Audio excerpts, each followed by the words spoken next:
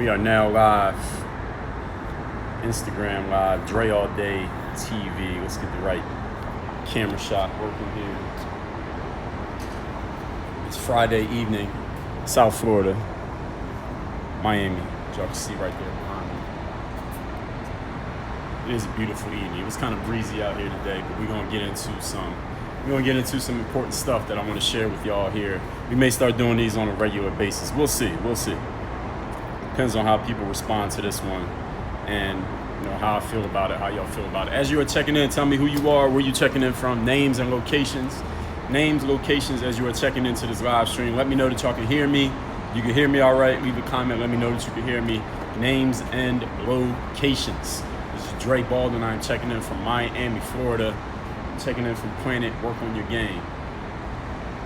I'm gonna take a couple questions at the end, but we ain't gonna make these super duper long. Like I said, I'm gonna do these on a regular basis.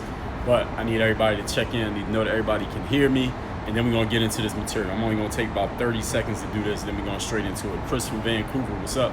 Shout out to everybody in Vancouver. That's like the direction, like diagonally opposite from where I'm at right now. Meeman, San Francisco. Man, the housing is high in San Francisco, man. I looked at it.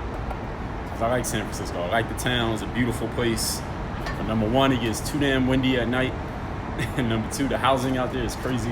Y'all think the housing in Miami is crazy? But look at San Francisco. San Francisco is ridiculous. I think San Francisco got the highest housing costs anywhere in America right now. Houston, Texas, by way of Louisville, Kentucky. Shout out to Houston, Texas. Louisville, Kentucky. Shout out to Louisville, Kentucky as well. As you are coming in, tell me your name, where you checking in from. We're going to get into this. My name is Dre Baldwin, also known as Dre All Day. So I ain't going to take too much time waiting. As you come in, you can still check in, and I'll shout you out as I'm in between my points. Brooklyn. Shout out to Brooklyn. Shout out to Old Dirty Bastard, Jay-Z. Who else from Brooklyn? Ain't Spike Lee from Brooklyn? Notorious B.I.G. is from Brooklyn. A lot of people. Shout out to Brooklyn, man. Atlanta, Georgia. Shout out to Georgia. Shout out to Atlanta. Gucci. I was just listening to Gucci, man. Shout out to T.I., Jeezy. Ludacris. I know a lot of people in Atlanta. But anyway, let's get right into it. Listen, what I want to talk about here today is being definitive in terms of getting your results. Because I was thinking about situations in life where London, Ontario, what's up, Ontario? Shout out to Canada. I got a lot of Mirror Motivation readers, a lot of book buyers in Canada. So shout out to everybody in Canada who's bought any of my stuff, read or used any of my stuff over the years. I was thinking about situations in life where you end up in where your success or your failure is based on subjectivity versus objectivity. See, and subjectivity is basically when somebody gets to decide, somebody gets to choose. It's based on their opinion, their judgment, their perspective, whether you are a success or a failure, whether you win, you lose, whether you go this way or you go that way, whether you get in the room or you get kicked out of the room. That is subjective decision making. Personally, I'm not really into subjective decision making. I am for myself because we all have to make subjective decisions every day. But I'm talking about when it comes to our own personal success, you don't want your success to be based on subjectivity. For example, if you are let's say you get into some kind of competition where there's judges. There are judges in the competition and they get to look at, let's say you get in a speech contest. 10 people give a speech and the judges get to decide who gave the best speech, and whoever they decide, that person gets the trophy. And you might think that your speech was 10 times better than the other 9 contestants, but if the judges decide that this other guy who may know somebody, maybe they paid the judges off, maybe his dad is one of the judges, maybe he just knows everybody in the area because he's been there before, maybe he tried in the competition 10 years straight, lost all years, so they finally want to give him a victory, you end up not winning even though you were better than him because the whole competition was subjective. So this is one of the reasons why I like to get in sports, because in sports, for the most part, not every sport, for the most part in sports, we have objectivity. Because in a sport like basketball, we got that scoreboard up there. And y'all know how basketball works, right? At the end of a basketball game, they look at that scoreboard, and if the Lakers got 100 points and the Warriors have 90 points and there's no time left on the clock, the Lakers are the winner of the game. And no matter what I say, no matter what argument I make, no matter how I feel about it, there's no way that I could present what happened in that game to make you believe that the Warriors were the better team that night. Because the scoreboard tells everything. The data makes the decision. The data decides. If you follow me on YouTube, you know I did a video about that earlier. It might have been late last week or early this week, called The Data Decides. It's all about looking at the objective numbers of what you're doing.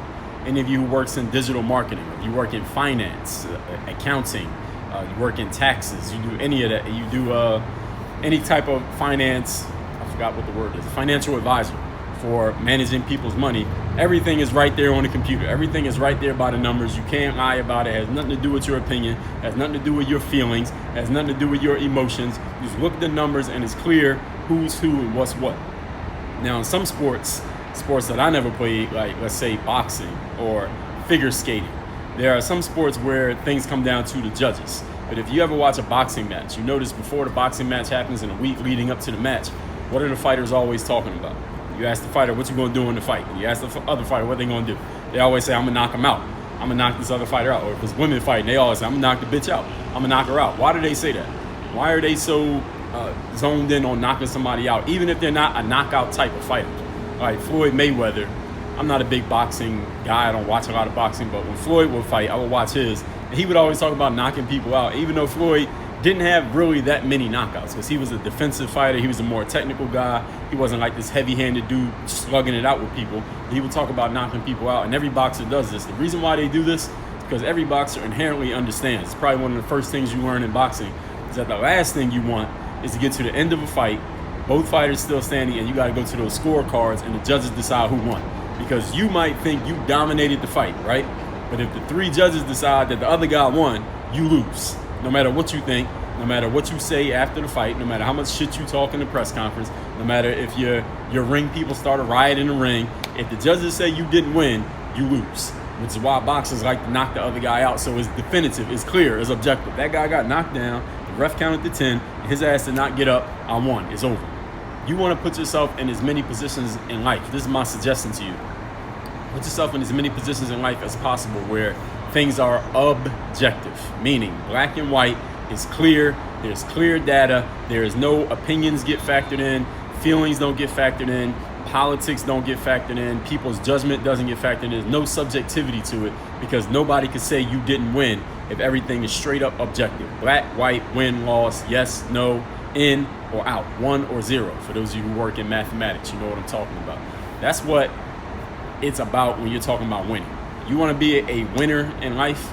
You want to be the person who calls your own shot. You want to be the person who, the majority of times you get involved in something, you create a clear outcome. It has to be something objective, something that everybody knows what the outcome is that we're after. And at the end of the day, we can all sit there and look at the outcome, look at the scoreboard, whether that be a spreadsheet, a sports scoreboard, some kind of data on a computer, sales numbers, and we could all say, all right, this worked or this did not work. This part is working, this part is not working. The data always decides. So figure out for you, this is my call to action to you. I'm gonna give you 2 calls to action. First one is figure out what the data is that matters the most for you objectively when it comes to being successful. What is the data that at the end of the day, the week, the month, the year, you can look at it and say, all right, I'm successful because these numbers are where I wanted them to be. I hit these projections. It's this right here. It is not about your emotions. It's not about your feelings. It's not about your opinion. It's not about if you think you're better than this or that. I know too many people who have a lot of skill, a lot of talent, a lot of ability, but they waste too much of their energy and their resources on their opinions and their feelings and their subjective views on what's going on. But listen, none of that shit really matters. All that matters is what it says on that scoreboard. In sports, we got a scoreboard. Athletes are subject to the scoreboard. We got to look at it. At the end of the game, we know if we got 90 and another team got 95, we lose, period. And ain't shit you can say. All right, you could say something, but nobody cares because you lost. It's the same thing for you. Figure out what that scoreboard is going to be. Now, if you like what I just talked about right here on this live, you must get this copy of my book, The Mirror Motivation. The reason why you must get it, first of all, it's about to be Christmas in 2 weeks. Second of all, you can get this book for free.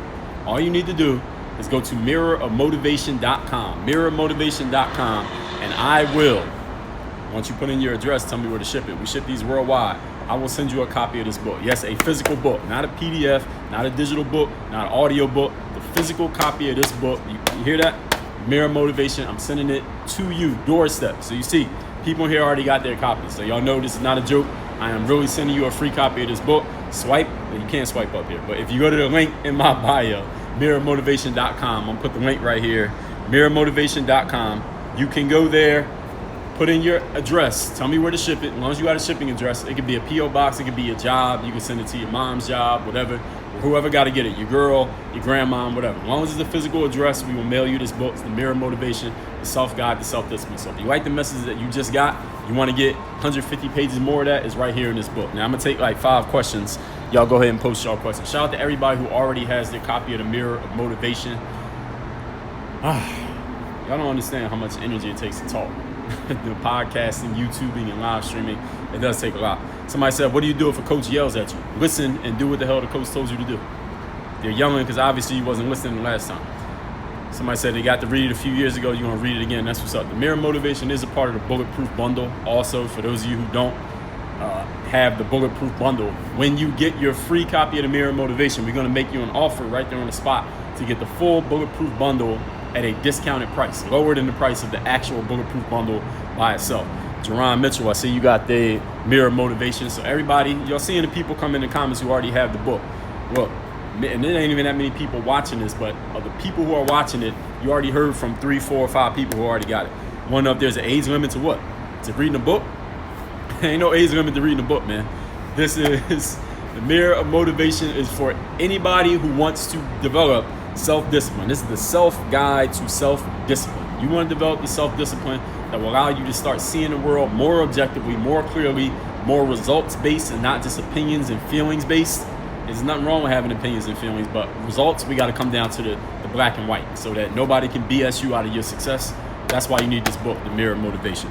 Daniel said he's read 5 of my books, been watching my videos since 2013, heard me on, surprising I'm not on Goggins, Joe Rogan. Oh, I'm still going, don't worry. I think both of those guys is a little bit older than me, don't worry. And I got better material than both of them, so stay tuned. The race is not over, okay? The race is far from motherfucking over, trust me. The guy who said, age limit for college basketball? It depends on the school and the level and all that. You got to Google that. It's not one black and white thing with colleges. There's a lot of different schools and they got different levels and stuff like that. How do you continue to stay disciplined when you're in traffic going from one level of clientele to the higher level of clientele? Well, figure out what your scoreboard is. Focus on the scoreboard. Don't try to do more than one thing at one time. Figure out what your scoreboard is and stick to it. Is it bad to be single at 26? No, hell no. If you ain't got nobody you really want to be with, then you shouldn't be with nobody. So it'd be bad to be in a relationship at 26 if you were asking that question. So it's better to be single than be in a relationship you're questioning it. Dre works his ass off as the best recognition and fame. Yes, thank you. I do. So, Mirror Motivation, I'm ending on this. Mirror Motivation right here. You can get this book for free by going to mirrormotivation.com. Go to the link in my bio. It'll be in my story. I'm going to post it right after I'm done with this live. You can swipe up, get this book, tell me where to ship it. We'll send it to you worldwide. We just shipped a couple out this week. We got to call the printer and tell them, DJ Khaled Voice, another one. Have a great Friday. We're going to start doing these more often, everybody. Work on your game. Dre all day.